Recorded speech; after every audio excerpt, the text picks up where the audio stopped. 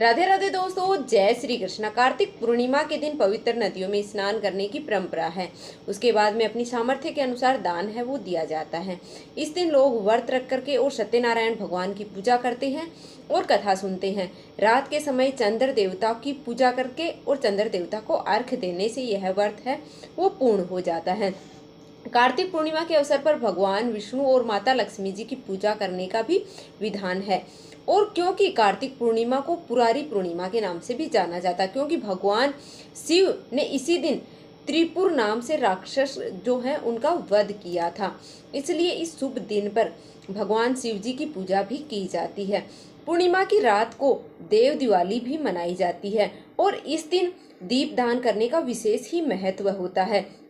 इस दिन ब्रह्म मुहूर्त में उठ करके पवित्र नदियों में स्नान किया जाता है या फिर घर में गंगाजल मिले जल से स्नान करना भी बहुत ही शुभ है वो माना जाता है। और इस दिन फल अन्न है और जरूरी सामान है उनका दान कर सकते हैं। सफ़ेद चीज़ों का दान करना भी इस दिन बहुत ही ज़्यादा शुभ माना जाता है, लाभकारी माना जाता है। जैसे कि दूध चीनी है वो दान आप कर सकते हैं, शक्कर है वो दान आप कर सकते हैं, सफ़ेद रंग के वस्त्र, सफ़ेद रंग का कोई अनाज है, चावल वगैरह वो आप दान कर सकते हैं। पूर्णिमा तिथि है वो इस बार प्रारंभ होगी 15 नवंबर शुक्रवार को सुबह के समय 6:20 से और पूर्णिमा तिथि का समापन है वो 16 नवंबर को होगा शनिवार को 2:58 पर सुबह के समय। तो देव दिवाली इस बार है वो 15 नवंबर शुक्रवार को मनाई जाएगी और पूर्णिमा का व्रत और स्नान दान भी इसी दिन है वो किया जाएगा। तो सारा दिन है पूर्णिमा तिथि विद्यमान रहने वाली है, इसलिए केवल और केवल 15 नवंबर शुक्रवार को ही पूर्णिमा का व्रत रखा जाएगा। स्नान दान भी इसी दिन किया जाएगा। सत्यनारायण भगवान की व्रत है वो भी इसी दिन रखा जाएगा और मणिकर्ण स्नान भी इसी दिन है वो किया जाता है। अब जानते हैं कि इस दिन रहने वाले शुभ मुहूर्तों के बारे में जान लेते हैं। 15 नवंबर शुक्रवार को सूर्य उदय होगा सुबह 6:44 पर और सूर्यास्त होगा शाम को 5:38 पर। ब्रह्म मुहूर्त है वह सुबह 5:08 से 5:56 तक रहेगा और अभिजीत मुहूर्त है वह 11:49 से 12:33 तक रहेगा। अमृत काल है वह शाम को 5:33 से 7:04 पर रहेगा।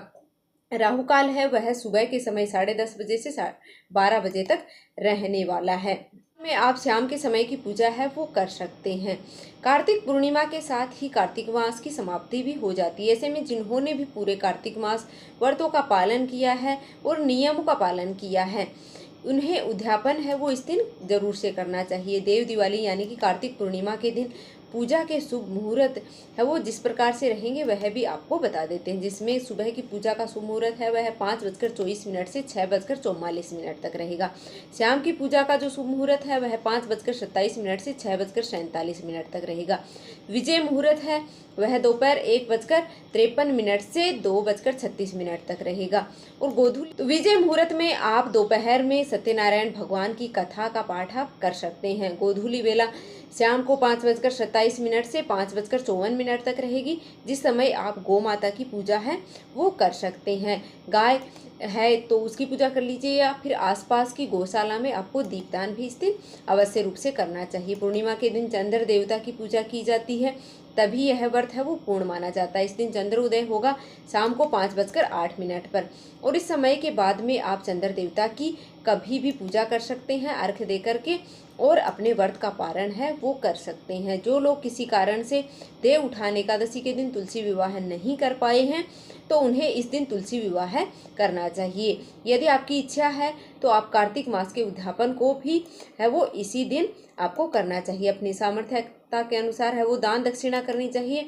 और योग्य और निर्धन व्यक्ति को आपको दान देना चाहिए। और कार्तिक स्नान में आप घर पर किसी वैष्णव या ब्राह्मण को बुला करके और आपको आमंत्रित करना चाहिए और उन्हें शुद्ध सात्विक भोजन है वो कराना चाहिए। यथासंभव दक्षिणा देनी चाहिए। कार्तिक पूर्णिमा की ऐसी विशेषता है कि अगर कोई व्यक्ति साल के 365 दिनों में कभी दीपदान ना कर पाए तो एक समय मतलब व्यर्थता के कारण नहीं कर पाता है, पूजा पाठ नहीं कर पाई है, तो आज के दिन एकमात्र 365 बाती का एक दीपक जलाने से भी आपको पूरे साल भर किए गए दान का फल है वो प्राप्त हो जाता है। यह दीपदान आप अपने आसपास नदी, तालाब, सरोवर किसी भी पवित्र वृक्ष के नीचे, तुलसी जी के पौधे में, या आसपास के शिव मंदिर में, या विष्णु जी के मंदिर में, या शनिदेव जी के मंदिर में जला सकते हैं। वहाँ पर भी आप दीपदान कर सकते हैं। दीपदान करने से सभी पापों का नाश होता है और मोक्ष के द्वार आपके लिए खुल जाते हैं। दीपदान कैसे किया जाता है, इसकी अलग से वीडियो, कंप्लीट वीडियो है, वो चैनल पर आने वाली है, तो आप चैनल को सब्सक्राइब कर लीजिएगा। और अगर वीडियो थोड़ी सी भी पसंद आई है तो आप वीडियो को लाइक कर दीजिएगा और कमेंट बॉक्स में जय श्री राधे कृष्णा अवश्य लिख दीजिएगा। मिलते हैं फिर से एक और वीडियो के साथ। धन्यवाद। जय श्री कृष्णा।